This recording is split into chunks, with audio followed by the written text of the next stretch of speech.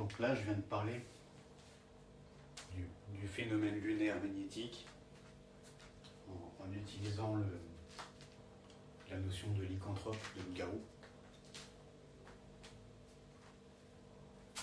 Je sais que dans le champ psychologique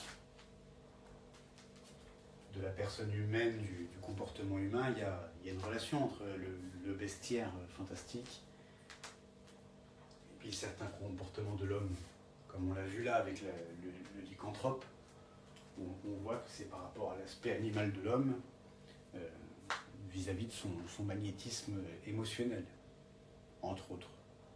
Je pourrais développer, mais c'est à peu près le topo. En quelque sorte, je pourrais faire la même chose, je vais faire la même chose. Il y a aussi pourquoi pas, je vais les énumérer, il y a le fantôme, il y a le vampire bien sûr, il y a le zombie,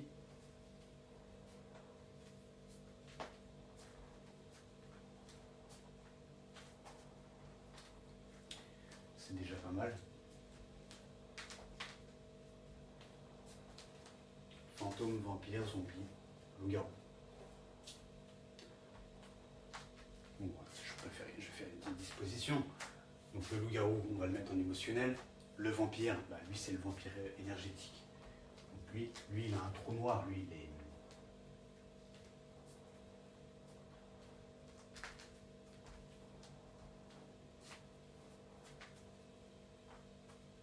Oui, donc il a un trou noir, donc ce que ça m'évoque, c'est qu'en fait il est en perpétuel déficit de quelque chose, et ça m'indique qu'en fait il est dans la coexistence. Hein.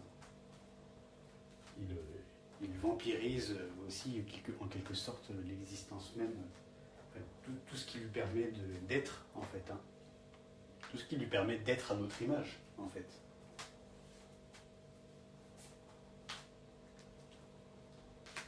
Comme par exemple le vampire, le peu de vitalité qu'il a, c'est par le sang de quelqu'un qui lui a sa propre vitalité.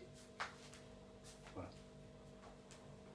Et aussi ce vampire, il n'a pas sa propre identité, il n'a pas sa propre existence, il est toujours en coexistence, il n'a pas son propre sang, il a toujours le sang d'un autre, il est obligé de renouveler toujours par l'autre. Il ne peut pas s'auto-régénérer comme ça. Et aussi, surtout, c'est que après, je pourrais dire plein d'aspects. Je pourrais faire aussi pareil sur le garou. Il y a une question d'identité chez le vampire, dans le sens où je vois où en fait il peut pas voir sa propre image dans le miroir. Il se voit pas. Il voit pas son propre reflet. Donc il n'est pas capable de s'introspecter lui-même en fait. Il n'est pas capable de s'introspecter, il n'est pas capable de voir son propre réel. Peut-être même que dans l'état où il est, s'il était donné la capacité de voir ce propre réel, du moins la vérité rejaillissante, peut-être qu'il en crèverait.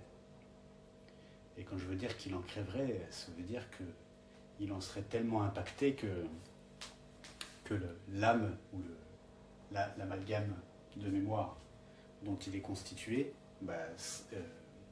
serait touché d'une manière à ce que ça provoque un défaut critique qui fatalement emmènerait cet amalgame de mémoire à une reconfiguration totale. Parce qu'autant de la mémoire peut être réparée, quelque chose qui, quand je dis de la mémoire peut être réparée, je parle toujours je parle d'une agglomération psychique alimentée de par l'extérieur par de la vitalité, notamment de la vitalité de personnes incarnées. Puis ce vampire psychique, il peut être extérieur à vous, mais il peut être aussi tout autant une partie de vous. Quand vous avez des parties de vous que vous ne connaissez pas et puis qui tournent en rond, qui font ce qu'elles veulent, elles vont pomper aussi l'énergie qu'elles veulent. Puis si vous ne connaissez même pas l'existence de ce truc, vous allez peut-être éventuellement constater de la perte de quelque chose en vous-même, mais vous n'allez pas forcément capter de où est-ce que vous le faites pomper, et voire même, vous pouvez même inventer des entités, ce qui n'est pas une mauvaise chose d'ailleurs, au demeurant, et de récupérer cette énergie par un certain biais,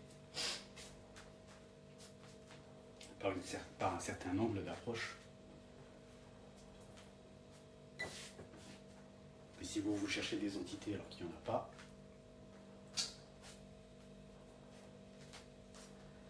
ça peut être utile d'avoir à se tromper aussi parfois. Bref, donc ça c'est pour le vampire. Je ne veux pas faire tout le truc, je pourrais parler de son rapport avec l'argent, même par rapport au loup-garou. L'argent, c'est un côté antiseptique, bon, bref. Il craint le soleil, le vampire. Encore une fois, il craint la vérité qui chasse les ténèbres. Il craint la lumière qui chasse l'ombre. Parce qu'en fait, il est ombre. Et il est ombre par rapport à ce dont il se substante.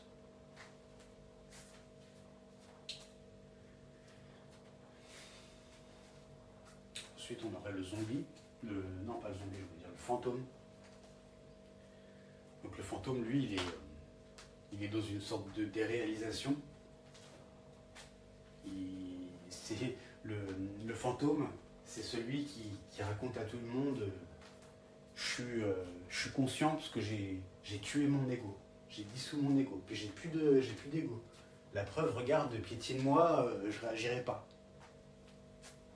Donc ce fantôme, il se croit dans une sorte de surconscience et tout, mais en fait, il est juste dans l'apathie.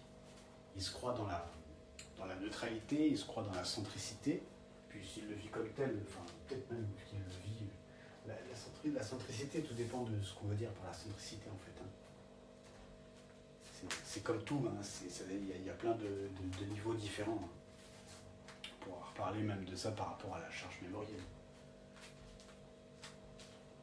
Et donc, ce fantôme, il se dit centrique, et puis la preuve, il est totalement translucide. Totalement translucide, même impalpable, le machin. Tellement qu'il en passe à travers les murs.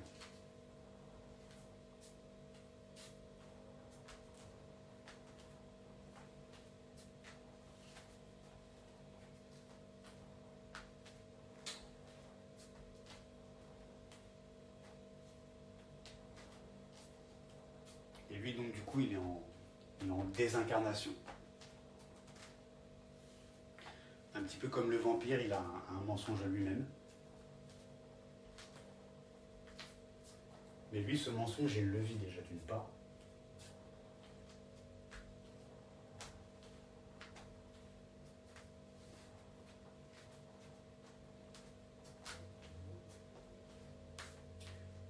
Il le vit.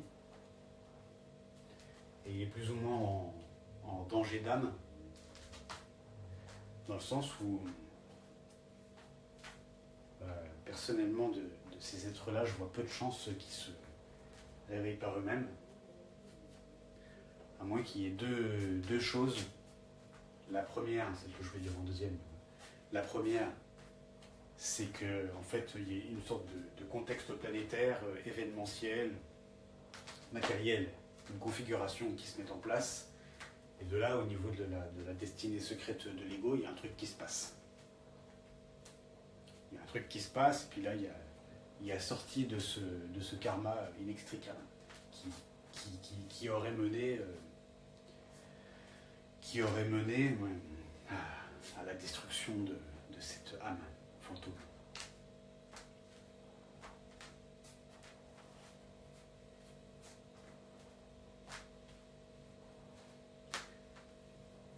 Et donc la deuxième chose, qui est un peu la même chose que la première, mais qui est tout simplement soit une sorte d'accident de vie, ou alors un signe pour transformer la chose en polarité. Hein. Donc un truc qui se passe, tout simplement, et que ce truc qui se passe, il soit assez clair pour nous, assez quoi que ce soit. pour qu'il en résulte une déviation de cette destinée astrale.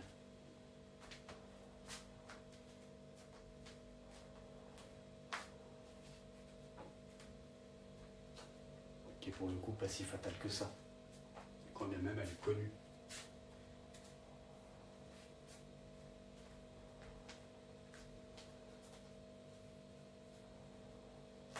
Il n'y a aucun futur qui ne saurait être sans que ce qui s'occupe de votre destin secret en ait prévu le moindre atome.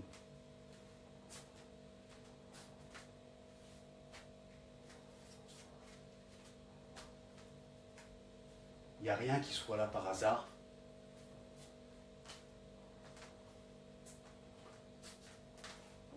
Et ce rien qui est là par hasard, autant il peut être connu s'il est conforme à cette chose, mais il peut très bien ne pas être connu en fait.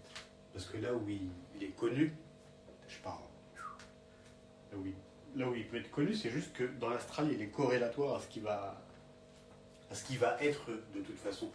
Et quand je dis ce qui va être de toute façon, c'est d'un point de vue purement narratif. Parce que ce connaisseur du destin secret, il n'est pas du tout cantonné ni à de la forme, ni à de l'espace, ou ni à du temps. Lui, il y est déjà à chaque moment de notre vie. Puis il y est déjà, il ne nous attend pas. Il y est avec nous. Puis c'est ce il est avec nous, c'est ce nous-mêmes.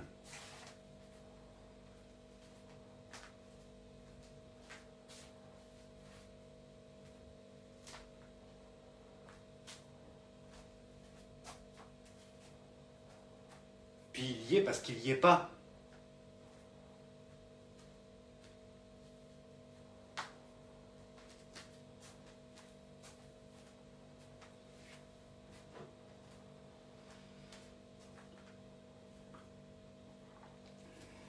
Bref, c'était pour le fantôme.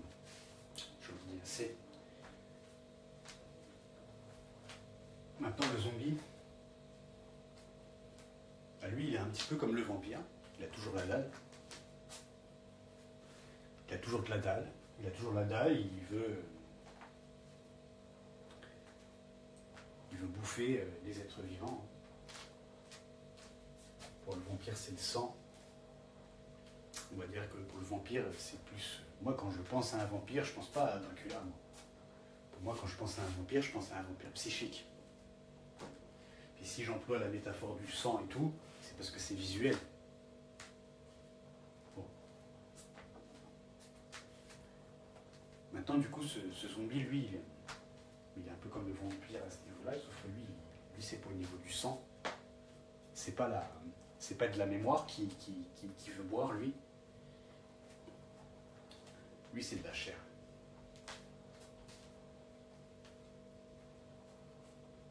La chair qu'il n'a pas pour lui-même. Il n'y a qu'à voir, hein, sa tronche.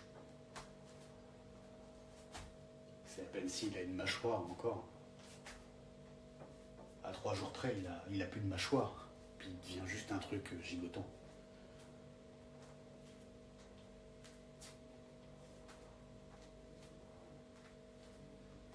Puis on peut observer que ce zombie, là où le vampire il peut être très charmant, il peut même être très hypnotisant, il a ses pouvoirs hypnotiques. Le zombie, lui, il est tout de suite rebutant, il est tout de suite reconnu. Puis il n'est pas très fin, puis il pue, quoi. On se fait pas berner là où le vampire est bien plus fin.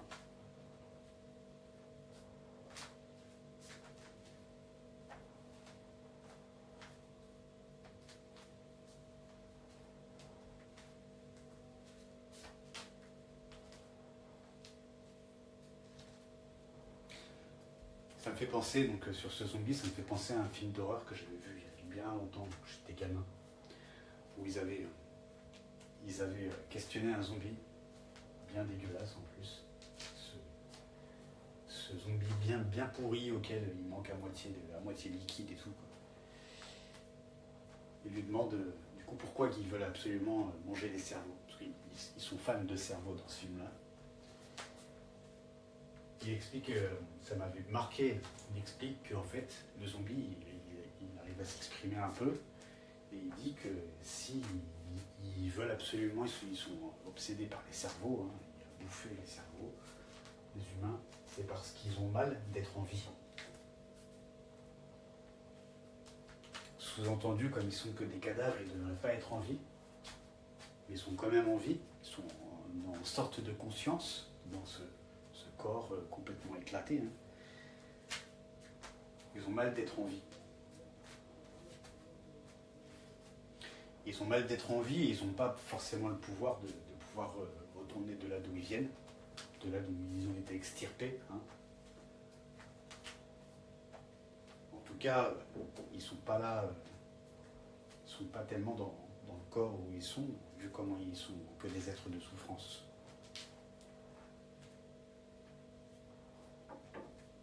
Et donc ils mangent les cerveaux des humains, des vivants, pour se soulager de cette souffrance d'être en vie.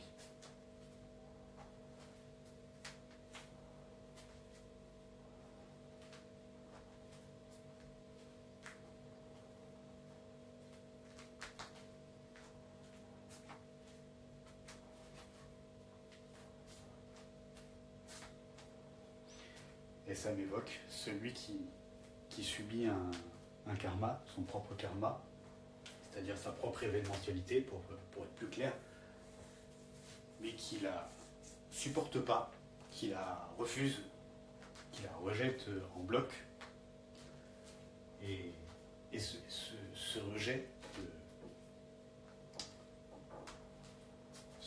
de vie, ce rejet de karma, j'avais pas envie de le dire, mais je le dis, ce rejet de karma dégueulasse à passer, ce rejet de souffrance, peu importe, enfin, je parle vraiment de comment ça peut être vécu par l'homme dans sa banalité, il rejaillit sur autrui.